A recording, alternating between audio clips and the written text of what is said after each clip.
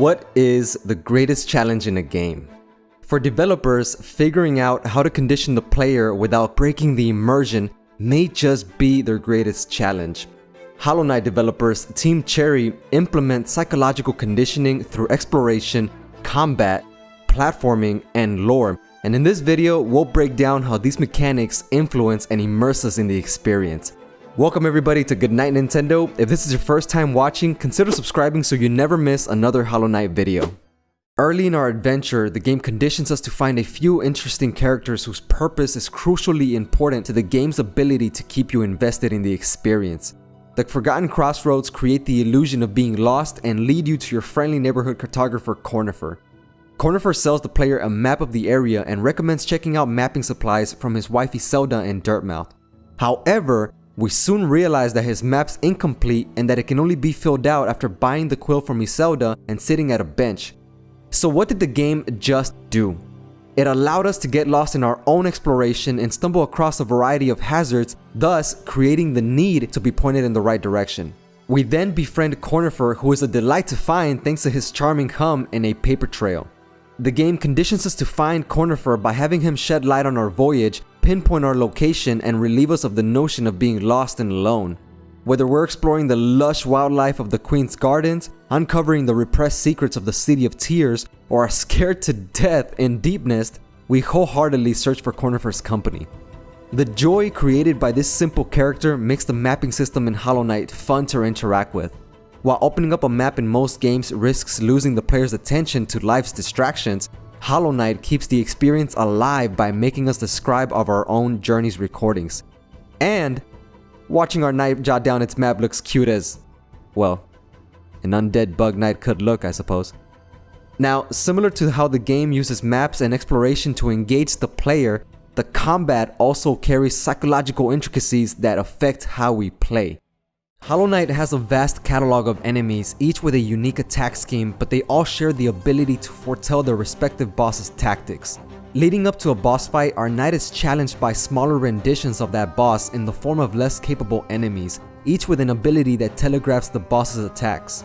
We encounter numerous hordes of enemies and as a result, familiarize ourselves with their attacks, learning how to counter them wave after wave. These less threatening foes force us to repeat the same attack over and over again until it becomes second nature.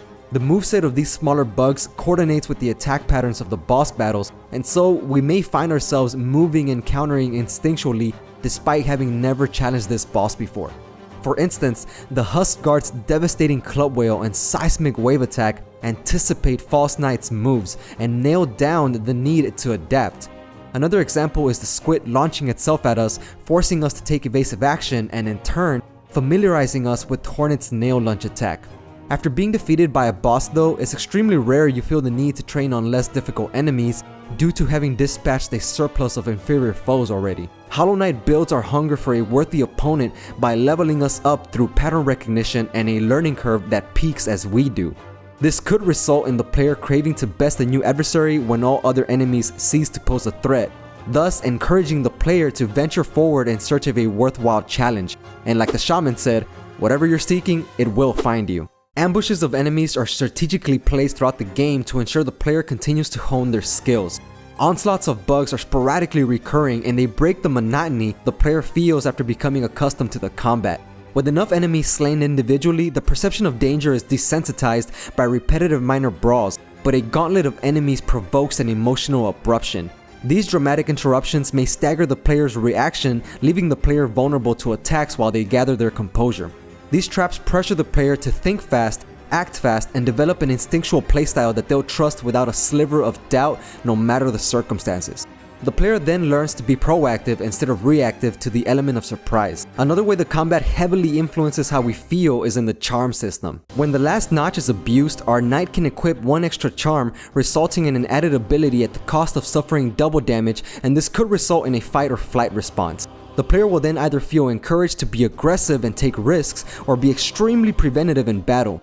Arrogant button mashing results in twice the punishment from enemies, establishing the need to time attacks versus relying on charms as a crutch.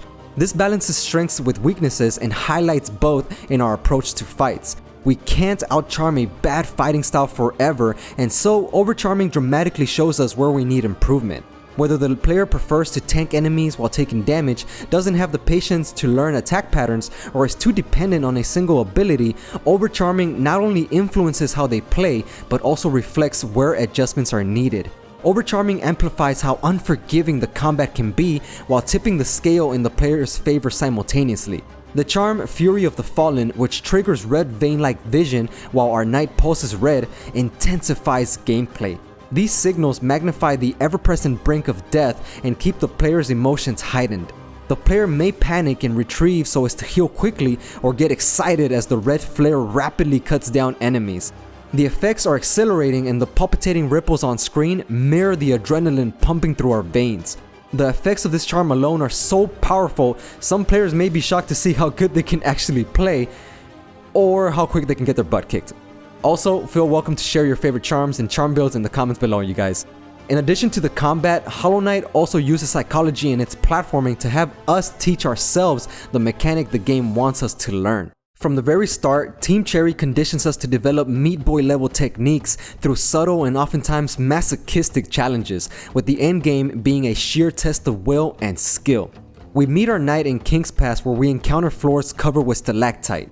Now, unless you fell and face planted these spikes, you may have never guessed this early on that they could be pogoed off of, because the game never tells you. It only mentions enemies. Afterwards, the Forgotten Crossroads help lead the player to this room, in which only spiked platforms and a grub can be found. Again, we're not told we can pogo off these surfaces. All we can do is crack our empty vessel wide open, trying to rescue our friendly grub.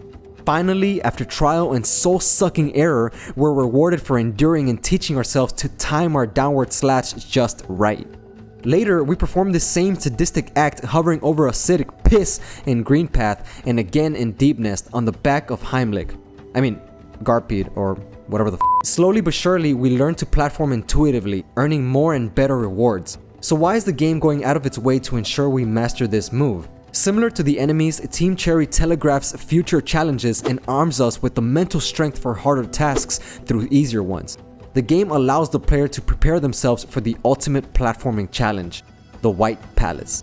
Although the torment of pogoing off saw blades may feel unprecedented, the game has been programming the player for this agony from the very beginning. Grinding this endeavor out rewards the player with what may just be the most narratively satisfying ending. Which brings us to my last point. The lore.